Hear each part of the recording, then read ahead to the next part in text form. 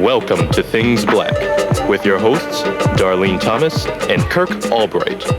Good morning or evening, depending on what time this program is scheduled where you are. I'm Darlene Thomas. Which means that I can kick the Kirk Albright flavor. And today we will be discussing an issue which is really not an issue at all, but is of great importance to the black community. Well, actually, the folks upstairs said it was of importance to the black community, and we figured, let's give it a shot. The issue is, the issue that is really not an issue, but could be an issue. Just say it. CP time. Now, let's get it right, Darlene. We have to use the correct terminology. It's African Americans' estimated time of arrival. Does it exist? And if so, what are the causes? With us today, we have two distinguished panelists.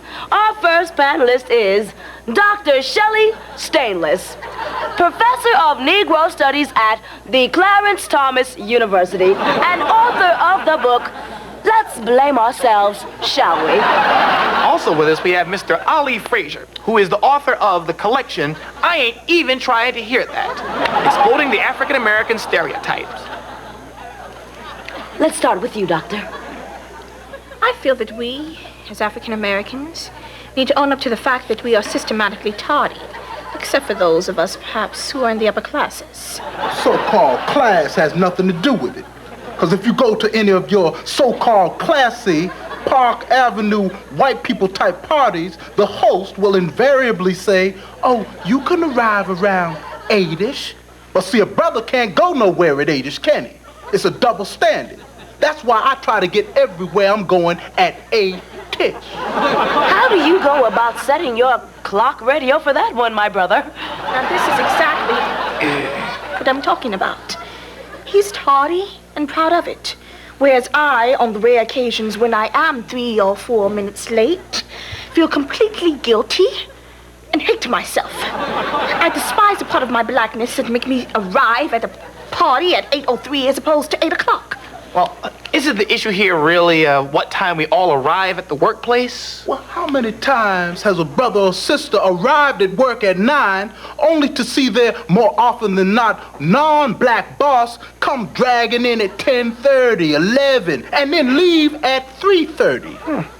Yes. Well, perhaps the issue here is what we use to decide what time it is. I mean, after all, everyone's time set is differently, so how can we be accountable for the same standard? Wow, that was a pretty good question on my part, wouldn't you say? Darlene, I think that we should use an old news radio station with a teletype machine constantly playing in the background. That's how we should learn to tell time. Oh, why's it gotta be about a Greenwich time thing, huh? Were any brothers and sisters consulted about that? Involved in the Greenwich process? No. Yet we all have to assume a Greenwich-centric point of view. You know, when we have our own standard of time. Well, didn't the Europeans invent watches? We all know about Swiss timepieces and their accuracy. The Europeans invent what? Oh, you don't have no historical skills, do you? People, I think we're splitting hairs here.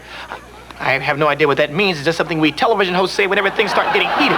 Isn't the question really, when an African American is late, doesn't that affect us all in a negative way?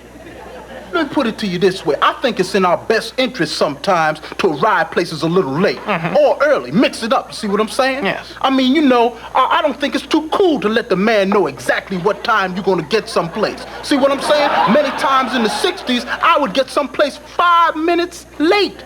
And man, somebody would come up to me and say, hey, the pigs just rolled in here 5 minutes ago and vamped every brother they saw. See, you comprehend the theory I'm putting to you here? Dr. Stainless? In my book, Let's Blame Ourselves, Shall We?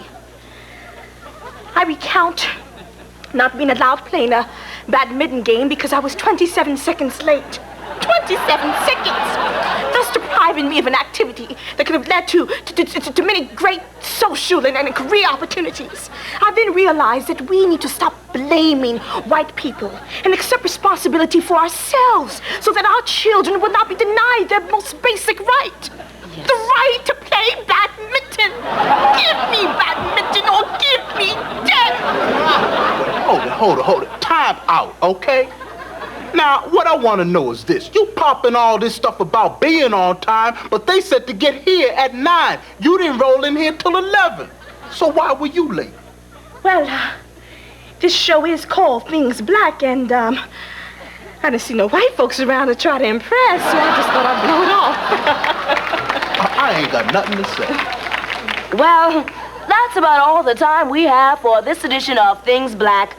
I would like to thank our distinguished guests, and sorry we don't have any more time to discuss this issue further, but we wouldn't want to run late now, would we? Wait a minute. If this were Nightline, we'd run late. Hey, notify the affiliates, brothers and sisters. We're running long. We're taking this show over. We're not going up. Sit down and shut up. I'm Darlene Thomas, and occupying his usual position on the floor is Kirk Albright saying good night.